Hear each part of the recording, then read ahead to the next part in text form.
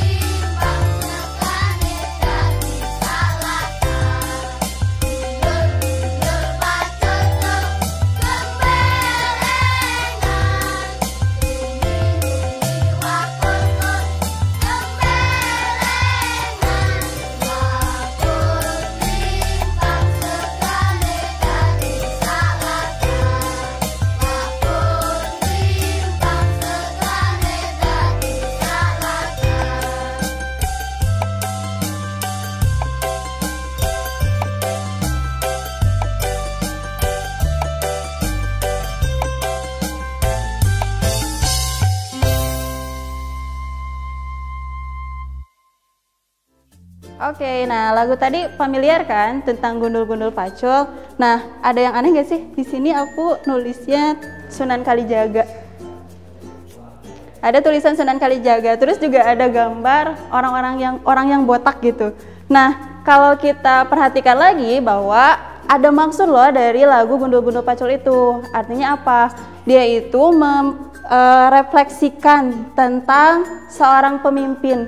Harusnya seorang pemimpin itu tuh diibaratin dia tuh gundul nggak punya mahkota tapi dia bawa pacul. Artinya itu untuk mengungkapkan, ayo harus sejahtera ini rakyat kalian gitu. Nah ini ada tadi gembelengan, artinya jangan congkak. Terus juga nyunggi wakul, menjunjung amanah rakyat. Terus juga nanti akhirnya ya ini intinya adalah dari lagu Gundul-Gundul Pacul ini merepresentasikan bahwa seorang pemimpin itu harus banget untuk mensejahterakan rakyatnya. Dia nggak punya mahkota, tapi dia harus bawa cangkul gitu. Dan cangkul itu ada empat sisi, artinya adalah mata, telinga, hidung, dan mulut. Artinya semua anggota dari pemimpin itu harusnya dilakukan atau digunakan dengan sebaik-baiknya. Nah, ini tuh ada kaitannya dengan materi kita hari ini karena materi kita tentang teori-teorinya masuknya Islam ke Indonesia digabungkan juga dengan saluran masuknya Islam ke Indonesia. Oke, Teh, next. Nah, sebelum masuk ke materi, ada sebuah kalimat dari Confucius, seorang tokoh dari Cina. Dia mengatakan bahwa pelajarilah masa lalu jika Anda ingin menentukan masa depan. Nah ini, ayo buat adik-adik semua, untuk belajar sejarah, kita tuh ada pentingnya juga. Kalau nggak belajar sejarah, kita nggak akan bisa menentukan masa depan. Nah, tujuan pembelajaran hari ini adalah kakak meminta adik-adik supaya mengembangkan rasa ingin tahu, tanggung jawab, berpikir kritis, dan saling menghargai. Terus juga kalian memperoleh materi tentang teori-teori masuknya Islam ke Indonesia, dan salah satunya adalah bisa menyajikan informasi atau dalam penugasan nanti dalam bentuk daring tentunya. Oke. Sip. Nah, ada yang pernah lihat gambar ini? Nah, gambar di depan kalian adalah gambar tentang peta. Ini ada yang mau dijelasin sedikit ya tentang sebelum masuknya Islam ke Indonesia. Ini ada dua, ada Persia dan ada juga Bizantium atau Romawi. Jadi sebelum datangnya Islam atau munculnya Islam di wilayah Arab Saudi, itu terdapat dua kerajaan besar yang saling istilahnya mah kayak musuhan gitu, sering berperang banget. Dan itu tuh kerajaan besar yang dia tuh luar biasa banget wilayahnya, terus juga tempatnya, yaitu wilayah Bizantin atau Romawi dan juga Persia. Dan nanti muncullah salah satu pendobrakan sejarah di luar sejarahnya kekuasaan mereka berdua, yaitu tentang munculnya Nabi Muhammad SAW di wilayah Arab Saudi atau di wilayah Mekah di sini ya. Dan ini akan menjadi peradaban yang nantinya meluas sampai ke hampir setengah benua, hampir setengah permukaan dunia itu dikuasai oleh peradaban yang tidak terpikirkan sebelumnya. Oke, itu next. Nah, dari cerita tadi muncul kan setelah Rasul gitu kan, setelah Muhammad, terus akhirnya kekuasaan terus diluaskan sampai ke khalifahannya, sampai ke Bani Umayyah, Abbasiyah, sampai ke Turki Utsmani. Nah, nanti ada beberapa istilahnya tuh kayak penyebaran Islam dari sahabat-sahabat Rasul. Ada cerita tentang Ali yang pernah masuk ke Indonesia, ada juga ceritanya Umar bin Abdul Aziz yang memberikan sepucuk surat kepada Brawijaya, terus juga dan ya istilahnya mah banyak gitu ya orang-orang yang nantinya masuk ke Indonesia. Nah, ada bukti-bukti awal, salah satunya adanya hikayat dinasti Tang di Cina. Ini juga ada kaitannya dengan masuknya Islam ke Indonesia. Kedua, adanya kitab Ajaib Al-Hind atau Buruj bin Syahriar. Itu juga dalam bahasa Persia yang menyatakan bahwa adanya pedagang-pedagang muslim yang masuk ke wilayah Sriwijaya. Dulu banyak ya penyebutan Sriwijaya, ada yang juga menyebutnya Jabaj. Terus juga yang paling terkenal adalah berita dari Marco Polo yang pernah singgah di wilayah Perlak. Nah, ini tuh berita yang luar biasa banget gitu. Berita yang oke, berarti masuknya Islam ke Indonesia tuh tanggal berapa, nanti ada kaitannya.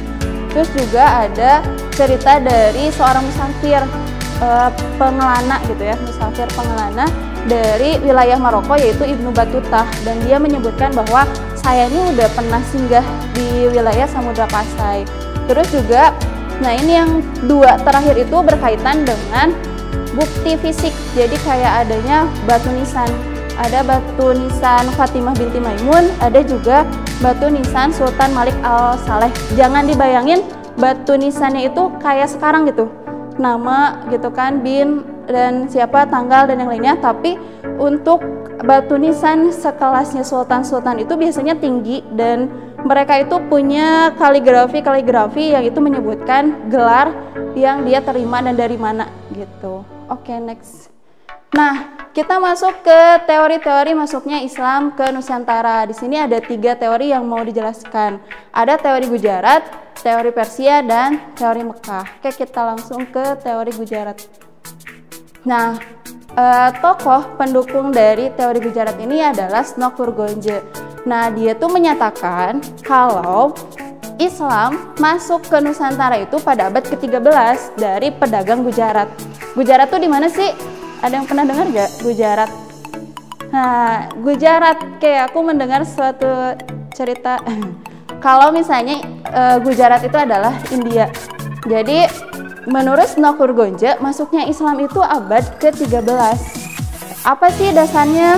Dasarnya adalah diketemukannya hubungan dagang.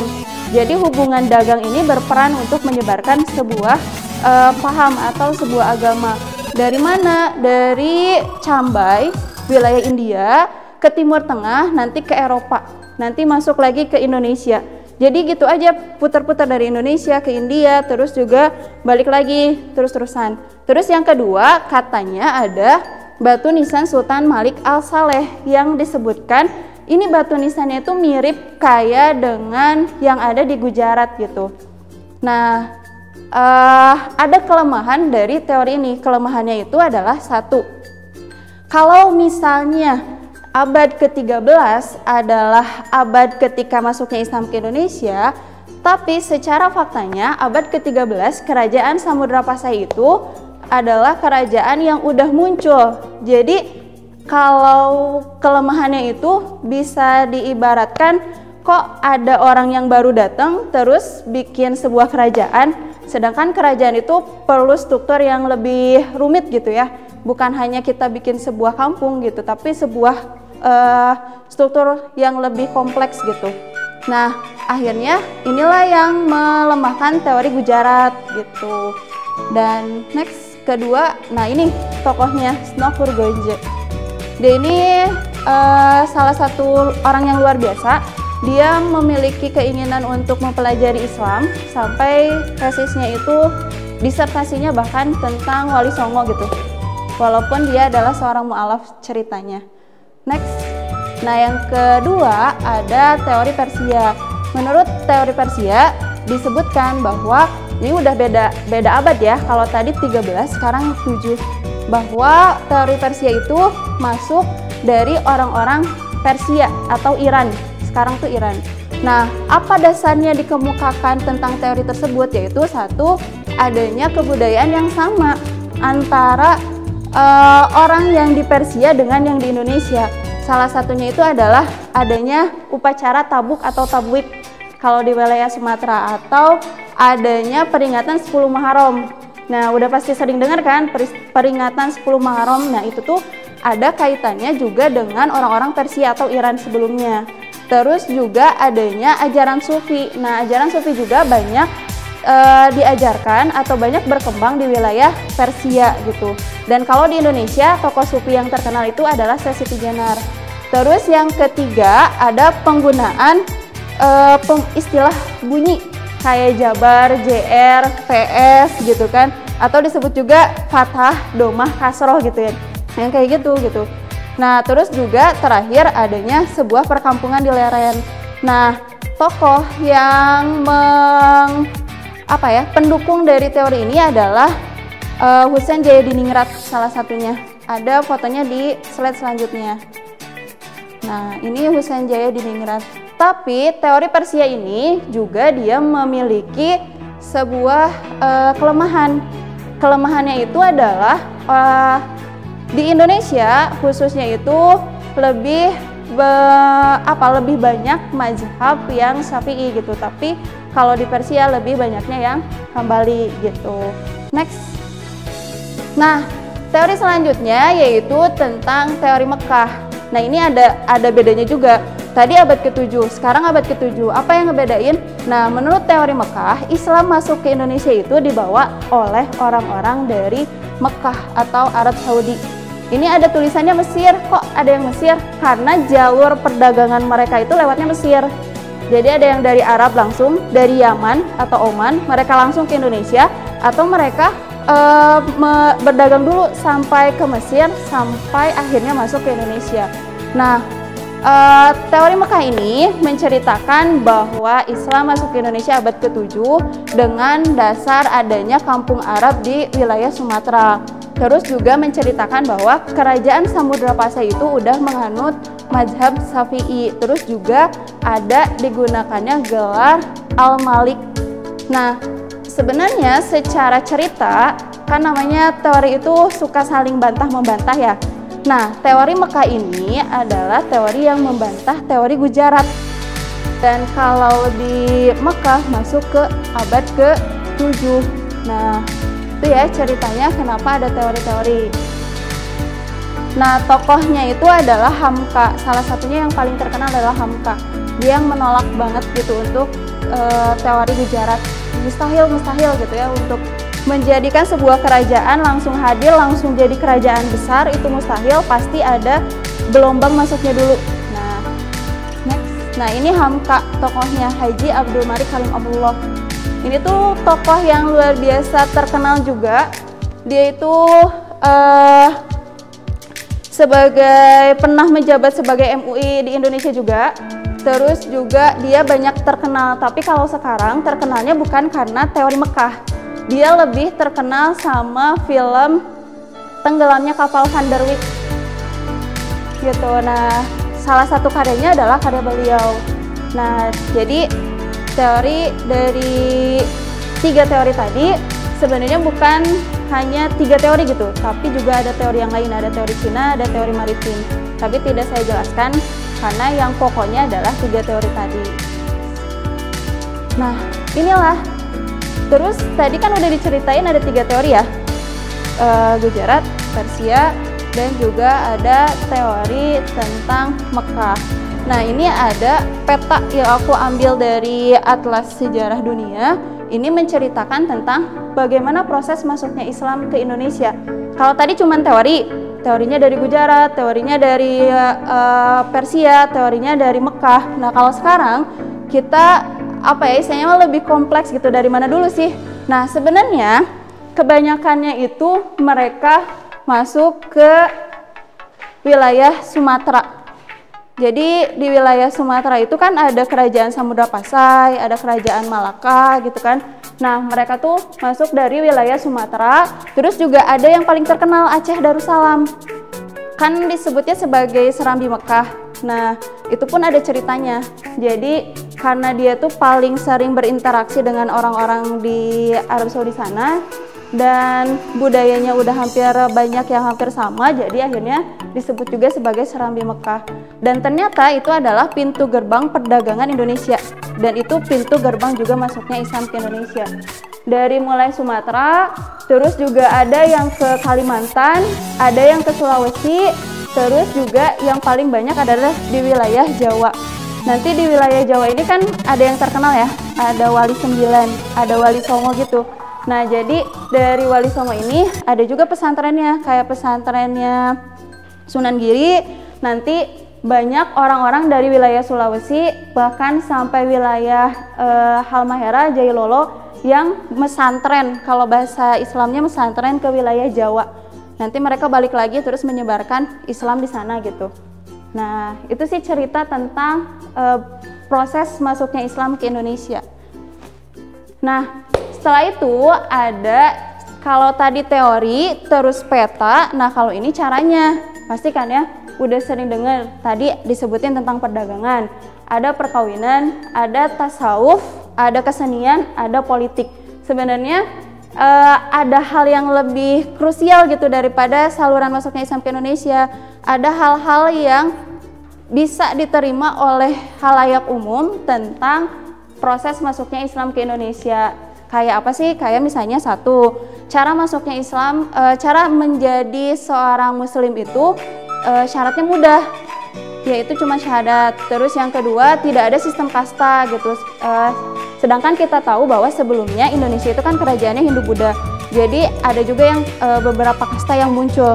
Nah, akhirnya salah satunya Islam tidak ada kasta. Jadi akhirnya kayak yang dilirik, oh ini kayaknya lebih ringan deh. Oh ini kayaknya lebih lebih mudah masuknya gitu. Terus juga ada hal-hal yang tadi kayak misalnya kesenian, kayak yang tadi ya, yang video sebelumnya itu tentang gundul-gundul pacul. Nah itu tuh sebenarnya tuh cara dari Sunan Kalijaga untuk menyebarkan agama Islam. Nah salah satunya di situ. Apalagi yang terkena kan tentang wayang ya. Nah dari wayangnya itu juga cara-cara masuknya Islam ke Indonesia. Nah setelah ini ada video, silahkan ditonton dulu ya videonya. Oke, kali ini kita akan membahas tentang jalur-jalur penyebaran Islam di Indonesia. Proses masuk dan berkembangnya agama dan kebudayaan Islam ke Nusantara pada umumnya berjalan dengan damai. Oleh karena itu, Islam mendapat sambutan yang sangat-sangat baik dari masyarakat, baik kalangan raja, bangsawan, maupun rakyat biasa. Kenapa hal tersebut bisa terjadi? Paling tidak ada 3 alasan mengapa Islam sangat mudah diterima di masyarakat Nusantara. Yang pertama, syarat memeluk Islam sangat mudah, cukup dengan mengucapkan kalimat syahadat. Yang kedua, tata cara peribadatan Islam itu sangat sederhana, tidak perlu persiapan yang sangat-sangat rumit. Yang ketiga, Islam tidak mengenal yang namanya pelapisan kasta, seperti halnya agama Hindu, dan tidak heran kalau orang Nusantara, apalagi yang berasal dari golongan bawah secara ekonomi dan sosial, mudah menerima agama ini. Penyebaran Islam yang berlangsung damai itu dapat terlihat pada cara-cara penyebarannya, yaitu melalui saluran perdagangan, perkawinan, pendidikan, ajaran tasawuf, dakwah, dan kesenian. Pertama, melalui jalur perdagangan. Perdagangan merupakan metode penyebaran Islam yang paling kentara. Bahkan dapat dikatakan sebagai jalur pertama dan utama penyebaran awal Islam. Menurut ahli yang bernama Tom Pires, sekitar abad 7 sampai abad ke-16, lalu lintas perdagangan yang melalui Nusantara sangat ramai. Dalam proses ini, pedagang Nusantara dan pedagang asing dari Gujarat dan Timur Tengah bertemu dan saling bertukar pengaruh. Sebagian dari para pedagang asing ini tinggal di wilayah dekat pantai yang disebut yaitu Pekojan. Lama-lama jumlah mereka semakin banyak, demikian juga pengaruh Islam di tempat tinggal mereka. Hal ini juga menjelaskan mengapa kerajaan-kerajaan Islam di Nusantara seperti Bone, Banjar, Banten, Demak, Cirebon, Samudra Pasai, Ternate, Tidore, Bacan, Jailolo, Hitu, dan Delhi selalu berawal dari wilayah pesisir. Sementara itu, karakteristik kultur pesisir yang mudah menerima serta terbuka terhadap hal-hal baru merupakan faktor lain yang mempermudah penyebaran agama dan kebudayaan Islam. Yang kedua, melalui jalur perkawinan. Saluran penyebaran Islam selanjutnya adalah melalui perkawinan. Pedagang-pedagang dan juga keluarganya menikah dengan perempuan pribumi, putra-putri para bangsawan, dan bahkan dengan anggota keluarga kerajaan. Hal ini berdampak positif terhadap perkembangan Islam karena pedagang atau ulama itu mensyaratkan perempuan idamannya untuk mengucapkan kalimat syahadat terlebih dahulu. Anak-anak hasil pernikahan itu pun cenderung mengikuti agama Islam, agama yang dianut orang tuanya. Perkawinan anak-anak kaum bangsawan ataupun raja punya dampak lebih. Mereka lebih mudah mempengaruhi istana untuk mendukung penyebaran Islam. Lama-kelamaan, seluruh anggota keluarga istana memeluk Islam. Maka, kerajaan yang tadinya bercorak Hindu-Buddha perlahan-lahan menjadi bercorak Islam. Perkawinan juga tidak hanya terjadi antara para saudagar dan rakyat pribumi, atau antara para saudagar dan kaum berdarah biru, tetapi juga di antara putra-putri Kesultanan Islam itu sendiri. Yang ketiga, saluran pendidikan. Perkembangan Islam yang semakin meluas mendorong munculnya para ulama dan mubalik. Para ulama dan mubalik menyebarkan Islam melalui pendidikan dengan mendirikan pondok-pondok pesantren di berbagai daerah. Di pondok-pondok pesantren, kaum muda dari berbagai daerah dan kalangan menimba pengetahuan tentang Islam. Mereka lalu kembali ke daerah asal dan menyebarkan ajaran-ajaran tentang Islam. Saluran ini sangat efektif untuk mempercepat dan memperluas penyebaran Islam hingga ke daerah-daerah terpencil. Pesantren-pesantren awal yang ada pada saat itu, diantaranya yang pertama Pesantren Ampel Denta yang ada di Surabaya, yang didirikan oleh Sunan Ampel, dan yang kedua Pesantren Sunan Giri juga yang ada di Surabaya, yang didirikan oleh Sunan Giri. Pesantren ini terkenal hingga Maluku. Banyak santri dari Maluku datang berguru pada Sunan Giri, atau para kiai dari Giri diundang mengajar ke Hitu. Keempat, saluran ajaran tasawuf. Tasawuf adalah ajaran ketuhanan yang telah bercampur dengan mistik atau hal-hal yang bersifat magis.